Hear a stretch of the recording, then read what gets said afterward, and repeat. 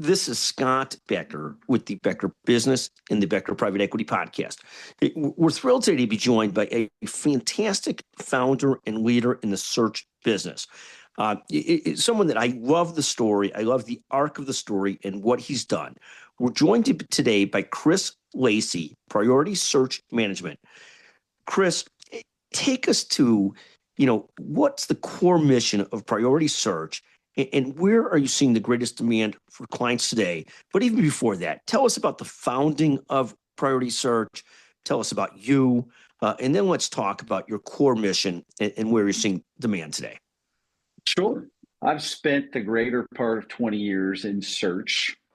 Started off in contingent search and then moved into the executive search world, which I absolutely loved and adored, and worked with some great firms, great boutique firms who really helped lean in and teach me the business.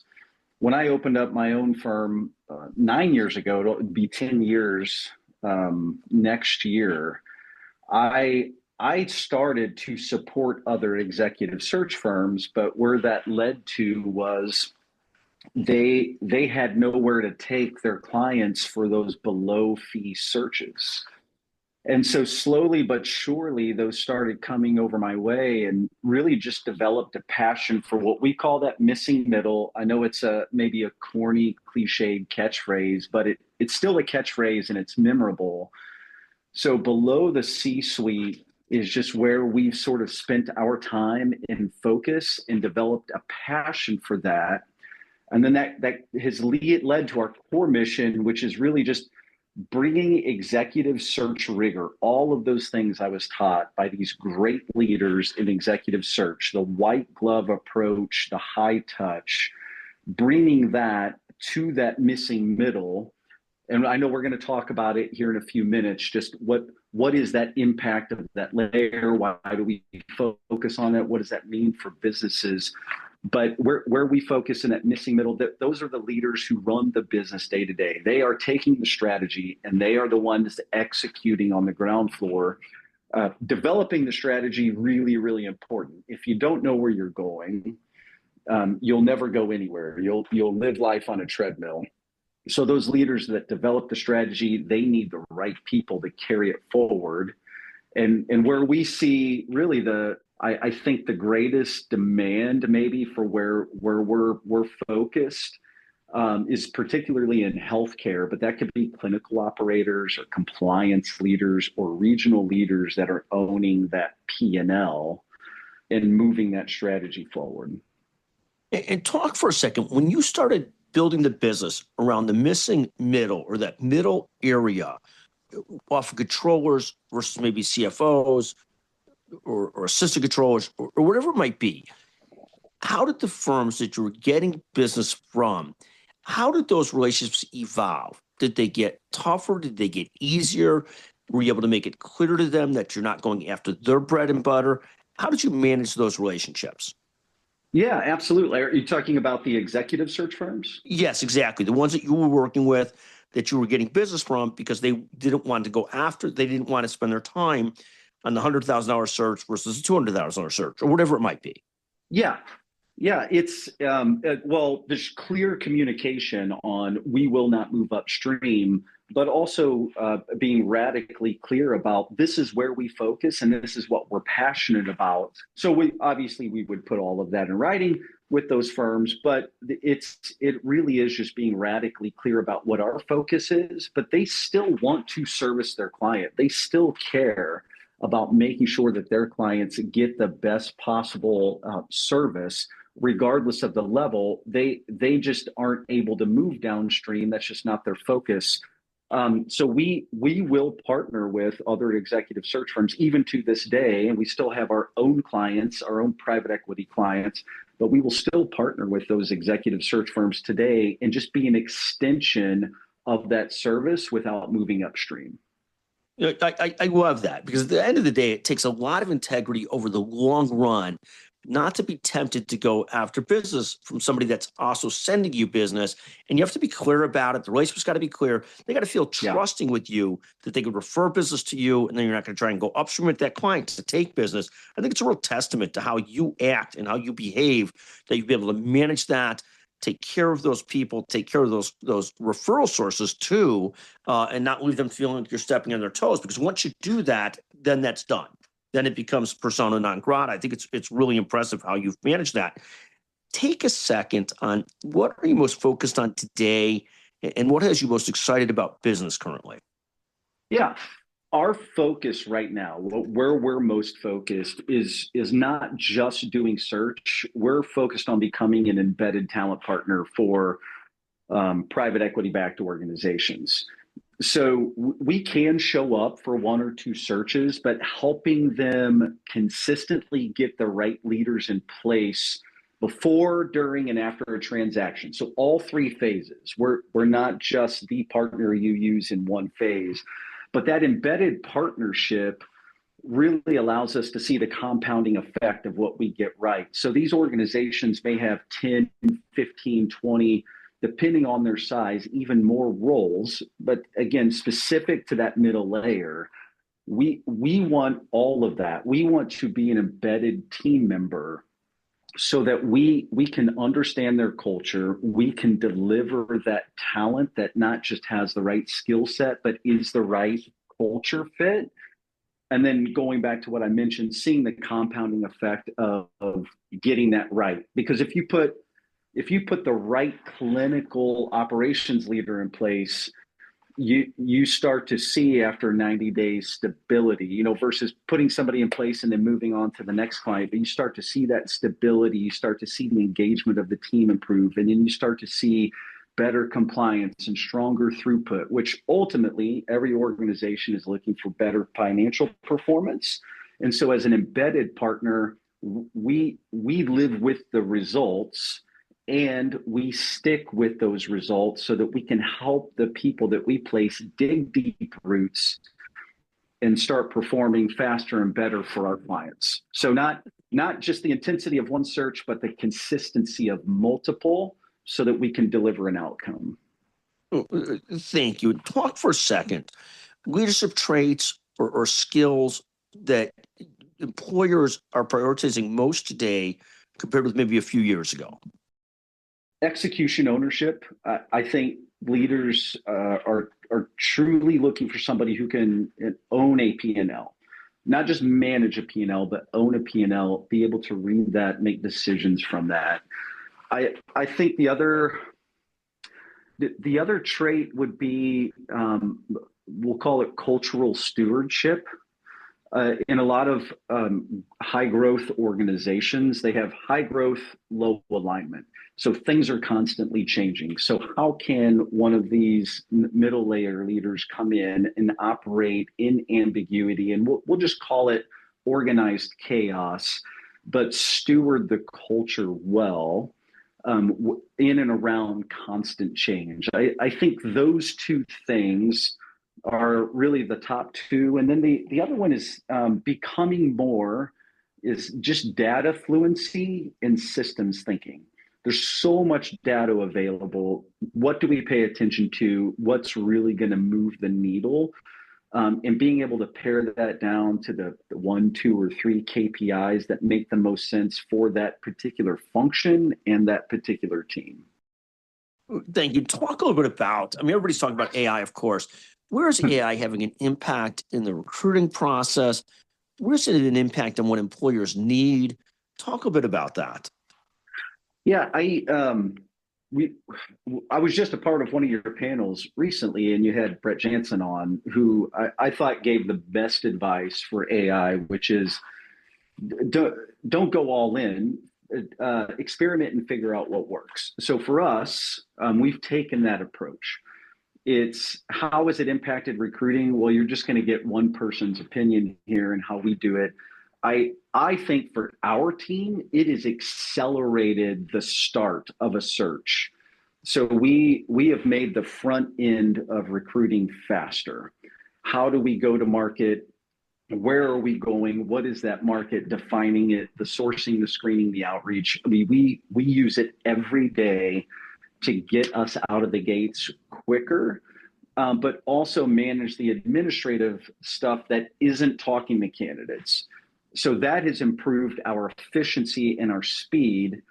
I still think it falls short in actual evaluation. And I'm not going to say that humans will never be replaced in that. I think maybe there are certain roles where AI could do that well.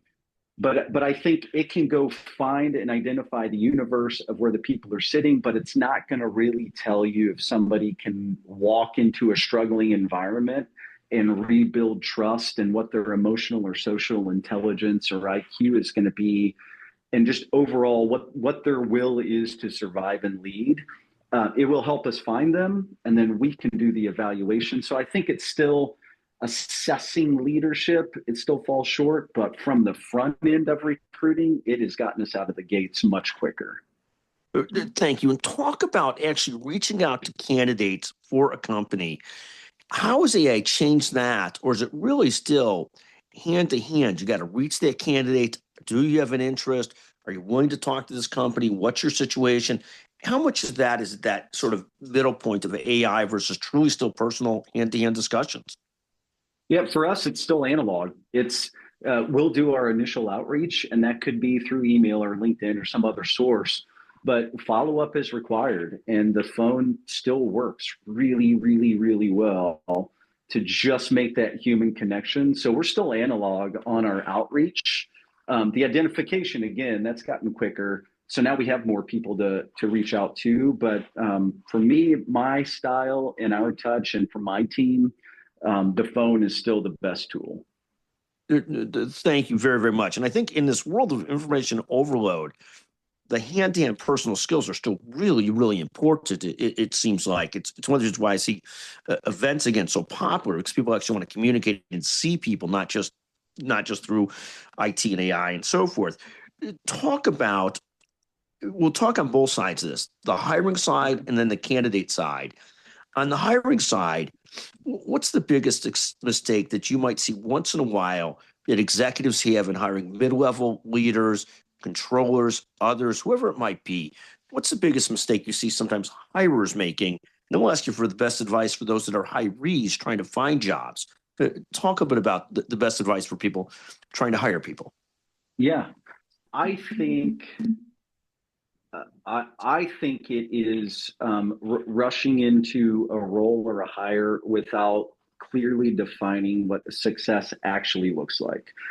So having those metrics, and the last time we talked, I had mentioned one of the most important parts of the process.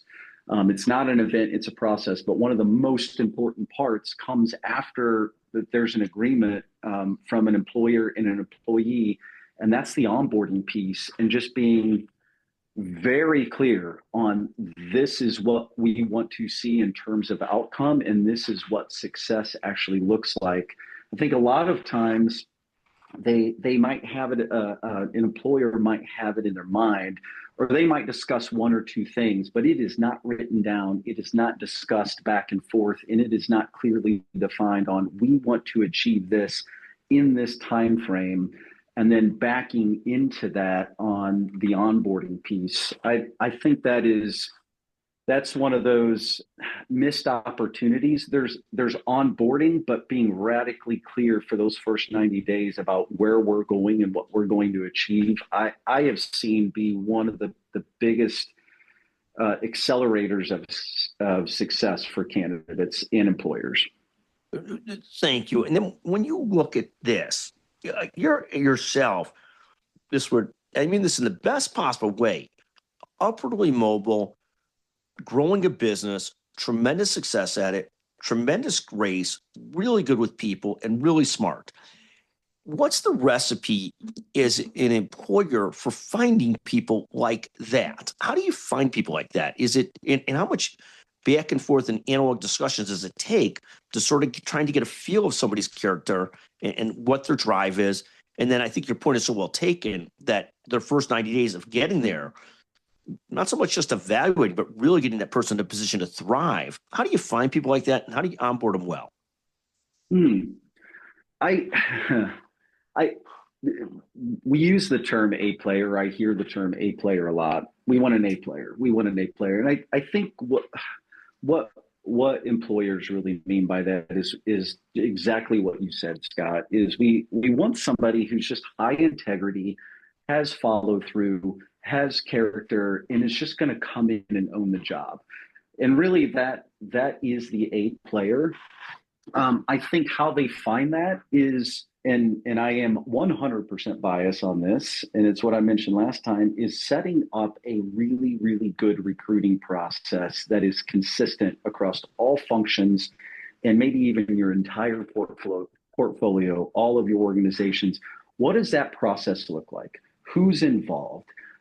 Who is trying to find what and extract what from candidates? The more you engage, you don't want to give a candidate, you want the candidate to have a good candidate experience. So you don't want 50 different interviews, but how can you have several interviews with different people who are asking all the right questions without being redundant and extracting that information?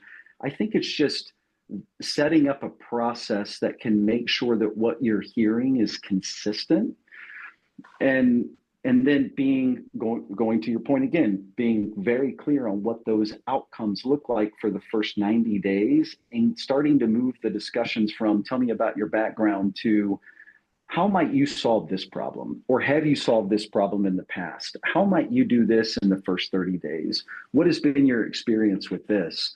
And just using those questions to create some sort of consistent framework to know if somebody is if they're a really good interviewer but a poor executor, or if they're a decent interviewer but a really good executor. I think if you have the right process in place, you can extract that. In some businesses, there is a lot of pre-testing before somebody's hired. So in the big consulting firms, the big investment banks, they'll put people, the big computer engineers, they'll put people through all kinds of traps. We do it sometimes at Becker's Healthcare with some writing tests, writing samples. How popular is that today, or is that just hard to do when it's hard to find talent? What's your sense out there of some of these preliminary things that people make employees do? Is that just a non-starter in a lot of roles, or like sort of going deeper on some of those questions of how you would handle something? What do you see out there in terms of that?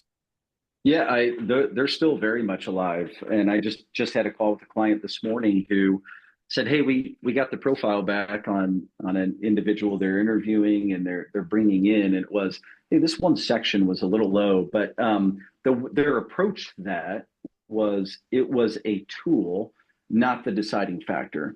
So the weight that they're putting into that is, let's use this as a tool, and then let's use this to maybe dig in on areas that the test, quote unquote, is showing that maybe they're not living up to what our expectations would be.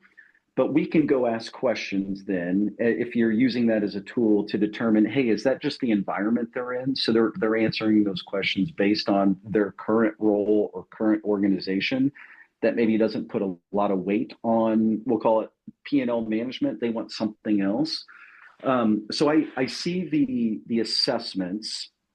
I still think they're valid. I think they're good tools, but they're just that. They're one of the tools in the toolbox, and you can include them in the process. And I think candidates are willing to take those and to be a part of those. But if you make that the end all be all without bringing in the human component to this, which is asking questions, finding out a little bit more about character and who they are, I think it's a missed opportunity if you're not doing that.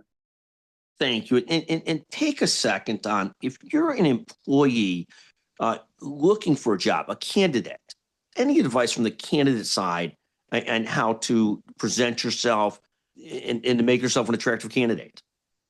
Yeah, just a couple of fundamental things. One, on your resume, when you send that piece of paper into an organization or even a recruiter, if you have not had a conversation with them, you are being judged by the 8.5 by 11. So don't just put your roles and responsibilities on there. Quantify your impact. talk about what you did, be able to put numbers or percentages, whatever you're able to share, that isn't divulging private information. Always talk about impact. I think that's really, really important. And I'll still see resumes to this day because we're not hiring professional resumes builders. We're hiring professionals in what it is they do. So sometimes individuals it can be really tough to talk about themselves. But I would say quantify impact on that piece of paper and then be able to talk about that when you do engage. And then the second thing is just be enthusiastic on an interview. Be enthusiastic in front of a potential employer. Be excited about that role. Come armed with questions. Do your homework. And I know this isn't rocket science, and I'm not not giving a great soundbite here, but those fundamentals really, really, really go a long way to help somebody see who you are. How can you impact their company? So you're writing your resume to the audience so they can envision you impacting their organization, and then just be very likable and be enthusiastic about what it is they do, and that'll come across in a conversation. Fantastic. Let me ask you this question. If you're a candidate and you send out a ton of resumes to online job postings and so forth, do people still get jobs that way, or is that done and they better go through either a search firm or some kind of networking, some sort of hand-to-hand relationships? What's your take on that today? I think use it all. We are in the age of information, and I think there's algorithms on LinkedIn or on these job posting sites where I almost feel like they'll inhale resumes and maybe somebody hasn't even applied, but they have put on their profile that they're going to be a fit. And you'll just see hundreds of people apply for certain roles. It can be really hard to weed through all of those. So I would say still apply, but also go try to find that hiring authority. If that is an organization that you're really interested in, go connect with them on LinkedIn, do some social listening, like some posts, just be a relevant name or face, virtual face in front of an organization. And then going back to, I'm really, really analog, and maybe it's the era that I grew up in, is pick up the phone. Be very thoughtful about your approach. I think cold calling is not as widely as accepted as it used to be. But if I were an attorney trying to get a job in a law firm that I knew had a good brand in that market, I'm going to try to call those partners. I'm going to try to find the right person that I would want to call, just using that as an example, but try to find the right person to get my name in front of and be well prepared if they pick up the phone. So I think it's still hand to hand, as you've said, pick up the phone, apply, do some social listening, but just be present in every area that you can. So, Chris, as you look forward 12 to 24 months, what trends in talent leadership and recruiting should we be watching, and what are you watching today? Yeah, I mentioned it earlier. I am seeing more embedded partnerships inside of larger organizations. They are looking for partners that can be an extension of their current talent acquisition team, or depending on what that looks like, maybe they are the talent acquisition team. So I am seeing more private equity portcos have embedded partnerships versus the one-off searches. Again, consistency and predictability there. I think that some firms, and I'm more and more, are starting to see that great strategy with weak execution in that middle really impacts the outcome. And so they are focusing on talent earlier in the life cycle in those key areas. So I'm starting to see more of that. So I think I'm in the right spot at the right time. But I also think that what I'm going to be paying attention to also is just retention and leadership development in that missing middle. Would love to see that be something that grows. I see it every now and then, but I'd love to see that be something that grows and have companies think of that as a value creation lever and not just a nice to have. And the firms that treat that the people layer as strategic across the entire life cycle, I think are going to be the ones who outperform. Love it. I think that's right. If your talent is an everything forever type of approach, not just a one-off when you got to fill a spot, right? Yeah. Right. Love it. Again, we're visiting today with Chris Lacy, CEO, founder, Priority Search Management, one of the very, very best in the business. So focused, so good. Chris, I want to thank you as always for joining the Becker Business and the Becker Private Equity Podcast. You're literally fantastic. Thank you, Scott.